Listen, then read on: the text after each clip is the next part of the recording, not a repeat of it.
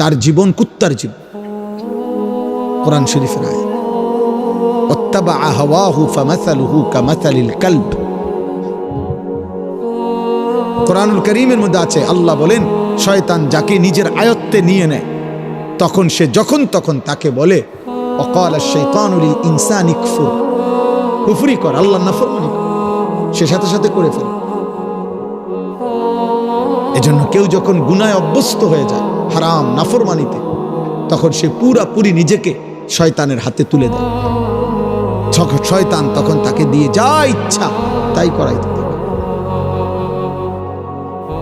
কুরআনুল কারীম আল্লাহ বলছে ওয়ামান ইয়াত্তাবি খুতুওয়াতিশ শাইতান, যে শয়তানের পথ অনুসরণ করে ফাইন্নাহু ইয়া'মুরু বিল ফাহশাই ওয়াল মুনকার, সে সারাক্ষণ ওই নাফরমানকে দিয়ে এবার অনবরত অশ্লীলতা, বেহায়াপনা, অসভ্যতা এবং যাবতীয় গুনাহের আদেশ করতে থাকে। একবারও বলে না যে কিরে বেটা রাত্রে তো নারী দেখছো, আজকে আর না দেখ, না না, আবার দেখ, আবার দেখ, আবার দেখো, আবার দেখো, আবার দেখো। তুমি একটু আগে বিড়ি খাইলে আর খাইও না, না না, আবার খাও, আবার খাও। শয়তান তাকে 24 ঘন্টা অনবরত গুনাহের কথা বলতে থাকে। এজন্য কোনো পাপী তৃপ্ত হয় না, পাপ কখনো তৃপ্তি দেয় না। এজন্য কোনো জেনাখোর, ব্যভিচারী, মদখোর, নেশাখোর, হারামখোর, সুদখোর তৃপ্তি নেই, আরো চাই, আরো চাই, আরো চাই, আরো চাই, আরো চাই। জাহান্নামের স্বভাব এটা। কোরআন শরীফে আছে আল্লাহ তাআলা জাহান্নামকে বলবে হাসরের ময়দানে, জাহান্নামী ফেলার পর, হালিম তালাতি, হে জাহান্নাম পূর্ণ হইছে তোমার জায়গা। জাহান্নাম বারবার শুধু এটাই বলবে, হাল মিন মাজিদ, আরো চাই, আরো চাই, আল্লাহ আরো চাই, আমার আগুন আরো খালি আছে, জাহান্নাম আরো নাফরমান আমার মধ্যে ফেলেন, আমি জ্বালায় দিই, জ্বালিয়ে দিই।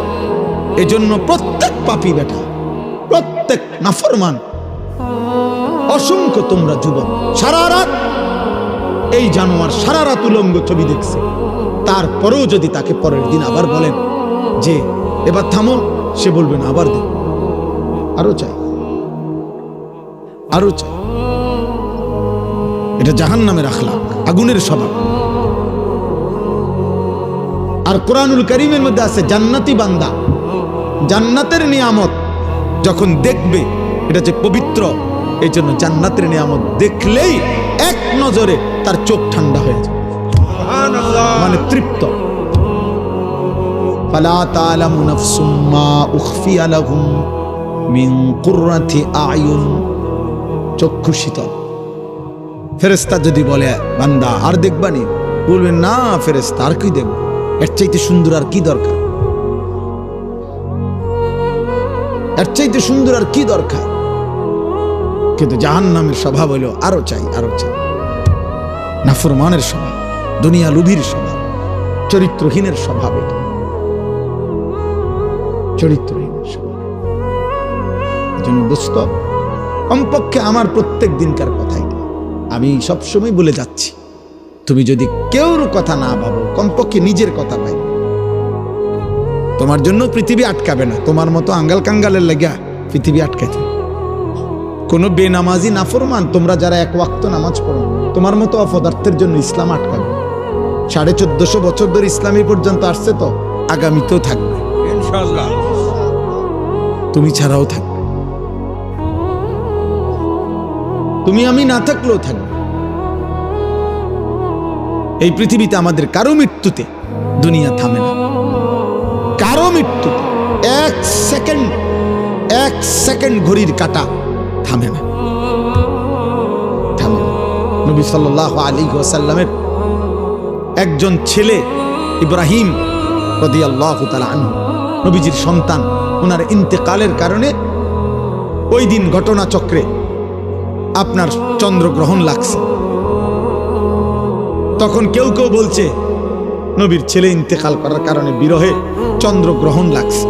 আল্লাহর নবী তৎক্ষণাৎ মসজিদে নববীর মিম্বরের মধ্যে গিয়ে সাহাবীদেরকে ডাকছে, ডাইকা বলছে সাবধান, উম্মত আর কোনোদিন এ কথা বলবা না, বরং এ কথা স্পষ্ট মনে রাখবা, কারো মৃত্যুতে সূর্য চন্দ্রের গতিতে 1 সেকেন্ডের জন্য কম হয় না।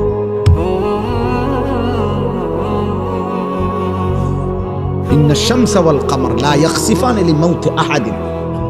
কারো মৃত্যুতে চন্দ্র সূর্যের গ্রহণ হয় না।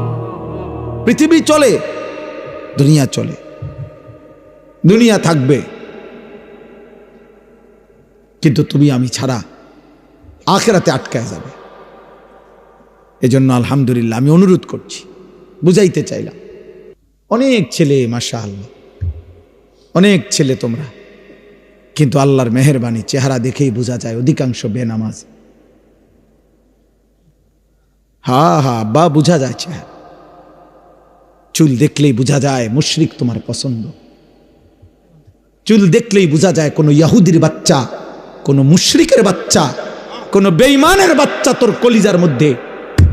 খোদার কসম বেটা, চুল চেহারায় যার বেঈমানের মতো, তার কলিজাটাও বেঈমানের মতো।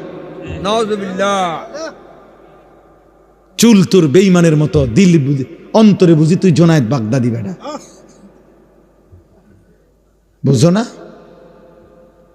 তুমি বুঝো না এটা? প্রত্যেক মানুষের চেহারা তার অন্তরের প্রতিচ্ছবি।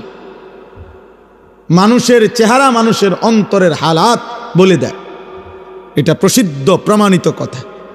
এটার একেবারে সহজ উদাহরণ হইল, যেই কোনো মানুষ মানুষের চেহারার দিকে তাকাইয়া বলে যে কি মন খারাপ, তাহলে মন যদি খারাপ সেটা অন্তরে, অন্তরের মধ্যে অস্থিরতা, কিন্তু প্রকাশ পাচ্ছে চেহারা। মানুষের চেহারার দিকে তাকাইয়া মানুষ বলে কি খবর, খুব ফুর্তিতে আছো, মনে বড় ফুর্তি নাকি? হ্যাঁ, মনের ফুর্তি চেহারায় কি পায়? প্রকাশ।